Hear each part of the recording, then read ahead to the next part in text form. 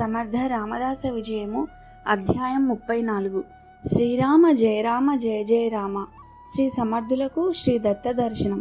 శ్రీ సమర్థుల వారి లీలలను దర్శించి పులకితాంతు రంగులైన శ్రీ నిత్యానంద స్వామి వారికి కొన్ని దత్తాత్రేయుల వారి లీలలు కూడా అందు మిళితములై దర్శనమగుచుండా ద్విగుణీకృతమైన ఆనందం కలిగెను.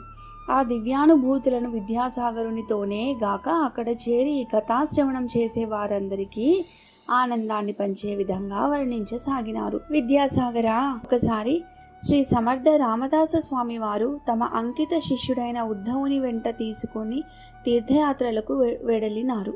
అనేక తీర్థక్షేత్రాలు దర్శించుకుంటూ ఆయా క్షేత్రములందు ధర్మ ప్రబోధములు చేస్తూ ప్రజలలో ధర్మ జాగరణ చేయిస్తూ ముందుకు సాగిరి. క్రమంగా ఒకనాడు మహోర్గఢ్ అనగా మాతాపురంకు చేరారు.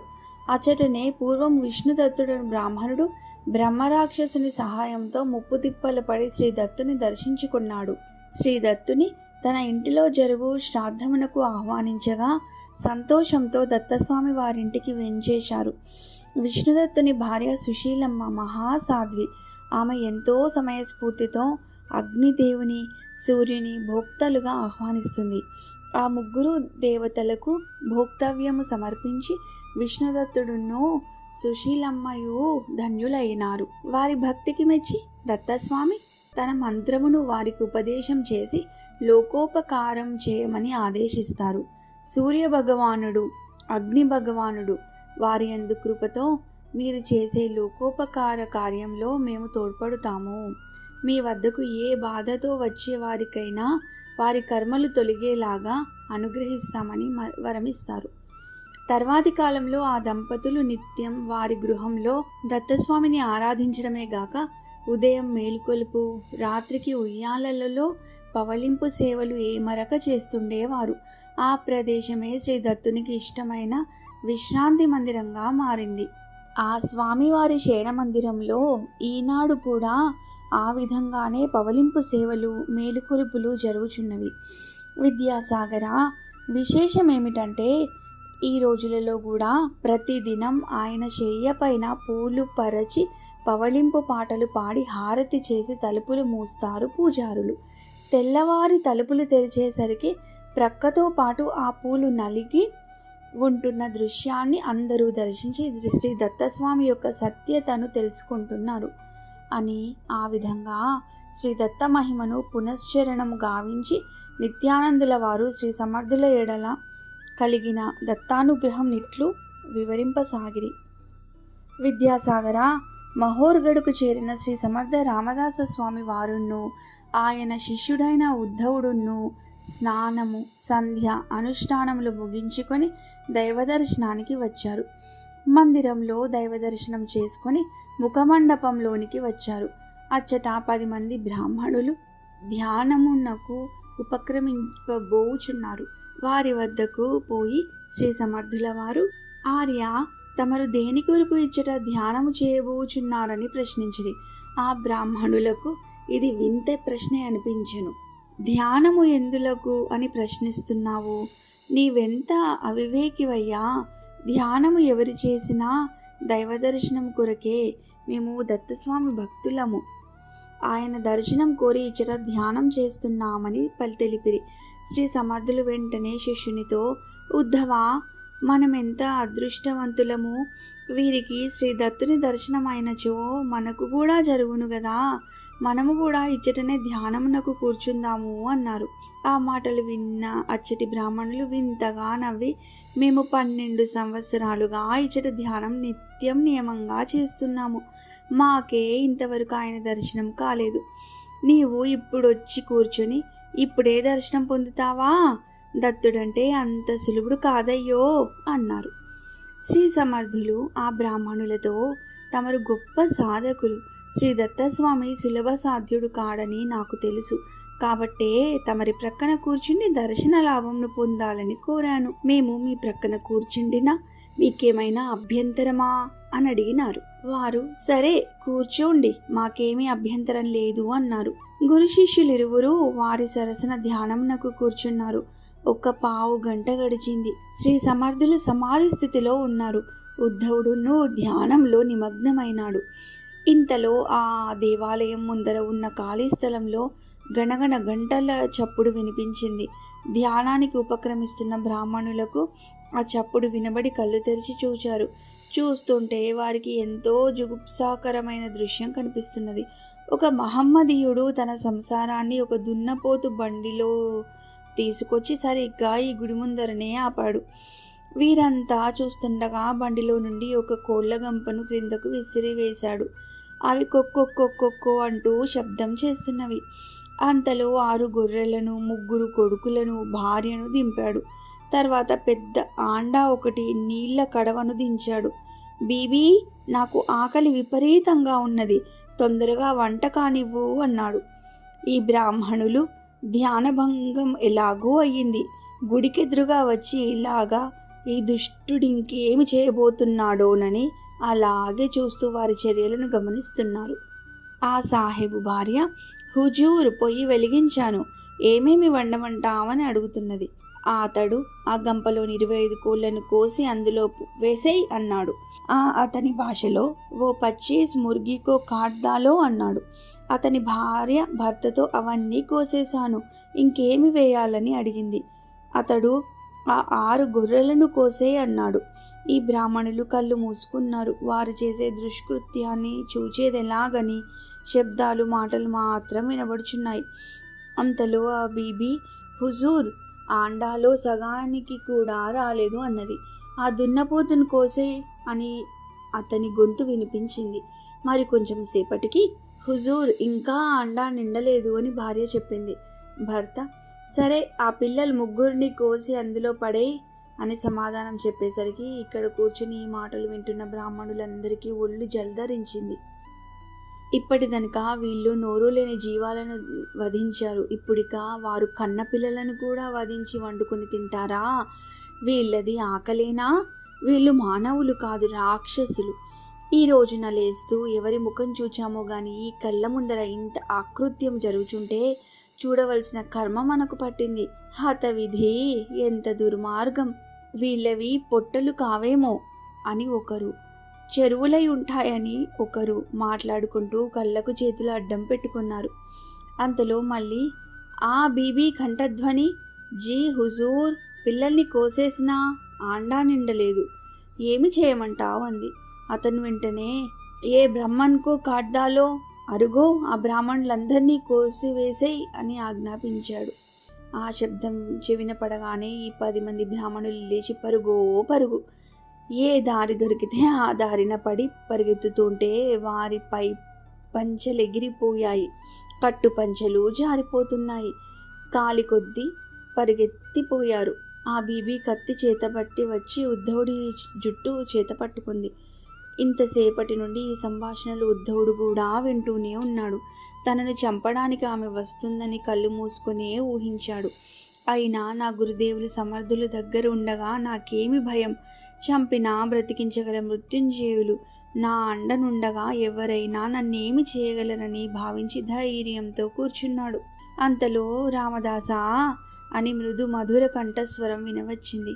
శ్రీ సమర్థుల వారు కన్నులు తెరిచి లేచి నిలిచి చేతులు జోడించి, శ్రీదత్తదేవ, కారుణ్యభావ, దివ్య ప్రభవ, జంబాసురుండ్రుంచి దేవేంద్రుని గాచినావే, కార్తవీర్యార్జుని భోజి రాజ్యార్షిని చేసినావే, రేణుకామాత పుత్రుండ డౌభార్గవున్ చేపట్టి త్రిపురనే నేనంచు వ్రాక్కునిచ్చినావే, మదాలసుతడు అలర్కుండున్ నిన్ చేర యోగ విద్యను ప్రసాదించినావే, అనఘేశ, విశ్వేశ, దేవేశ, వాగేశ, యోగేశ, త్రైగుణ్యమూర్తి, భక్తానువర్తి, దత్తాయ నిన్ను పిల్వంగనే వచ్చి దర్శనం ఇచ్చినావే, దయాసాంద్ర శ్రీ సచ్చిదానందమూర్తి, పాహిమాం పాహిమాం, నమస్తే నమస్తే నమస్తే నమః అని స్తోత్రం సలుపుచుండగా ఉద్ధవుడును చేతులు జోడించి నమస్కరిస్తూ నిలిచి ఉన్నాడు.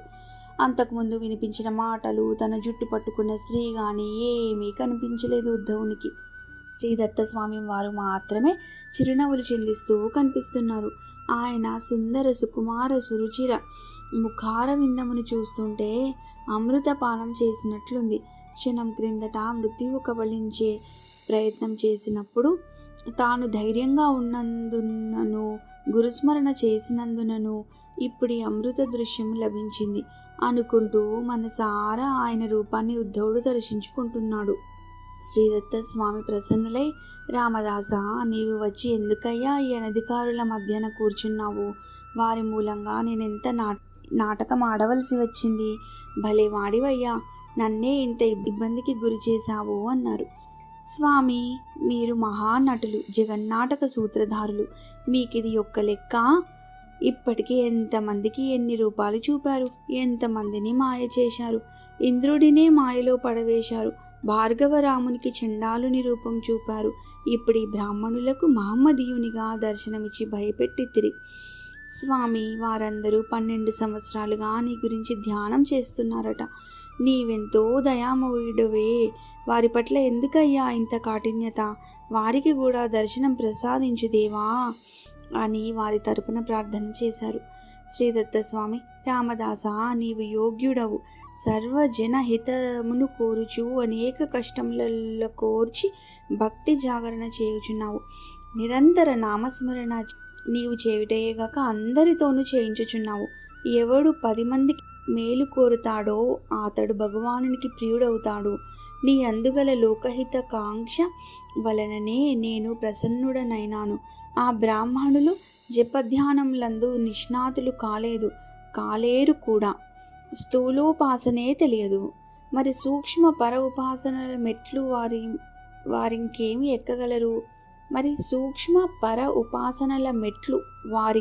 ఎక్కగలరు? ఆత్మతత్వం ఎట్లు తెలుసుకోగలరు? నీకు వారికి పోలికేముంది? అందుకే వారు అనధికారులని చెప్పాను అన్నారు. తర్వాత నీ కోరిక ఏమిటో చెప్పు, తీరుస్తాను అనగానే శ్రీ సమర్థులు, గురుదేవా, గోసావికి కోరికలేమిటి స్వామి? సర్వులు నీ మహిమను తెలుసుకోవాలి, నిన్ను స్మరించగలగాలి. కాబట్టి దయతో ఈ బ్రాహ్మణులకు దర్శనం అనుగ్రహించు, అదే నా కోరిక అన్నారు. భక్తుని కోరిక గురువు తీర్చాలి కదా. సరే, పోయి వారందరినీ రమ్మని పిలుచుకొనిరా అని ఉద్ధవునితో అన్నారు దత్తస్వామి. ఉద్ధవుడా పరిగెత్తిపోగా 4 మాత్రం దొరికారు. వారిని బ్రతిమాలి రమ్మని దత్తస్వామిని దర్శించుకోని పిలుస్తుంటే మొదట వారు నమ్మలేదు. ఉద్ధవుడు ఎన్నో ప్రమాణాలు చేసి రమ్మంటే వచ్చారు. తీరా ఇక్కడికి వచ్చి చూస్తే శ్రీ సమర్థులొక్కరే ఉన్నారు. వారు ఉద్ధవునితో, ఏమిటయ్యా దత్తస్వామి, వచ్చారన్నావు, దర్శనం అన్నావు, ఏరి ఎక్కడా అని అంటుంటే శ్రీ సమర్థుల వారు వారిని అనునయ వాక్యాలతో శాంతింపజేసి ప్రక్కన కూర్చుండబెట్టుకుని శ్రీ దత్తాత్రేయుని ఈ విధంగా ప్రార్థించారు. నేరములెంచకుమా శ్రీ గురుదత్త, నేరములెంచకుమా శ్రీదత్త, మా నేరములెంచకుమా, జన్మించిన దాదిగా నిన్నేదలో తలపక ఇహసుఖములకై తప్పించితిమి, జన్మించినదెందుకో మరిచితిమి, దిక్కు తెలియక వేసారితిమి, ధ్యానము యోగము ఎరుగమైతిమి, నీ దివ్యలీలలు తెలియమైతిమి, నిన్ను గుర్తించక మూఢులమైతిమి, కరుణ చూపి కాపాడుము దేవా, నేరములెంచుకుమా శ్రీ గురుదత్త, నేరములెంచుకుమా శ్రీదత్త, మా నేరములెంచుకుమా. అందరూ ఈ ప్రార్థన గీతాన్ని శ్రీ సమర్థులతో శృతి కలిపి పాడగా శ్రీ దత్తస్వామి ప్రత్యక్షమైన ఆ బ్రాహ్మణులందరూ కూడా దివ్య తేజోమయ మంగళమూర్తిని కనులారా దర్శించుకొని అపరాధములు మన్నించమని మనసారా వేడుకున్నారు. శ్రీ దత్తాత్రేయుల వారు వారిని సుఖశాంతులతో వర్ధిల్లుము అని దీవించి అంతర్ధానమైనారు.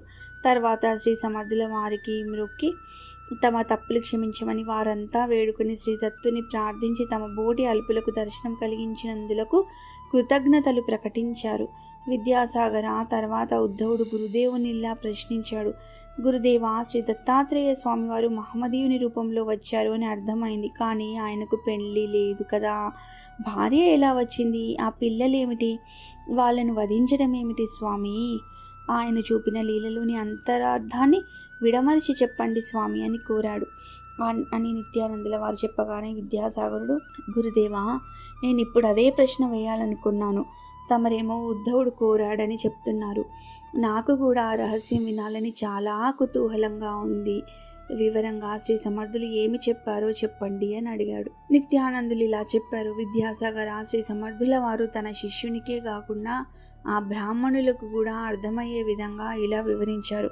శ్రీ దత్తునికి భార్యగా కనిపించినది మాయ, ఆమె మధుమతి. ఇంకా లోతుకుపోయి విచారిస్తే దత్తుడే మాయ, మాయే దత్తుడు. ఒక్కొక్కప్పుడు ఆయన మాయాముక్తుడుగా గోచరిస్తుంటాడు. పరమ భక్తులు ఆయన్ను మాయాయుక్త రూపంగా, సచ్చిదానంద స్వరూపంగా దర్శిస్తుంటారు. మామూలు భక్తులు ఈ మాయను తెలుసుకోలేరు. ఆమె అధ్యక్షతన ఈ సృష్టి అంతయు జరుగుచున్నది. ఈ విశ్వంలోని అన్ని రూపాలు, నామాలు ఆ పరబ్రహ్మ దత్తుడవే. ఆమెను వంట చేయమని పురమాయించుట అనగా ఆ మాయ క్రియ ద్వారా చూచేవారులకు ఆధ్యాత్మిక ఆహారం అందించుట. అది ఎట్లనగా మన ఎదుట ఒక పాత్ర, ఆ పాత్రయే ఈ శరీరం. 25 కోళ్ళు, 25 తత్వములకు సంకేతం. పంచభూతములు, పంచకర్మేంద్రియములు, పంచ జ్ఞానేంద్రియములు, పంచ ప్రాణములు, పంచ తన్మాత్రలు, 6 గొర్రెలు, అరిషడ్వర్గములు, కామ క్రోధ లోభ మోహ మదమత్సరములు, దున్నపోతు అహంకారమునకు సంకేతం. 3 సంతానం, సత్వ రజస్తమో గుణములు. ఇంతవరకు అర్థమైనది కదా. వీటన్నింటినీ తెగకోసిన క్రియ ఏమిటంటే, ఇవన్నీ జీవించి మీలో ఉన్నంతసేపు భగవంతునికి చేరువ కాలేరు అని తెలుపుటకు వాటన్నింటినీ నిర్జీవులుగా మార్చుకోండని మనకు బోధించినది ఎవరు అంటే ప్రకృతి మాత.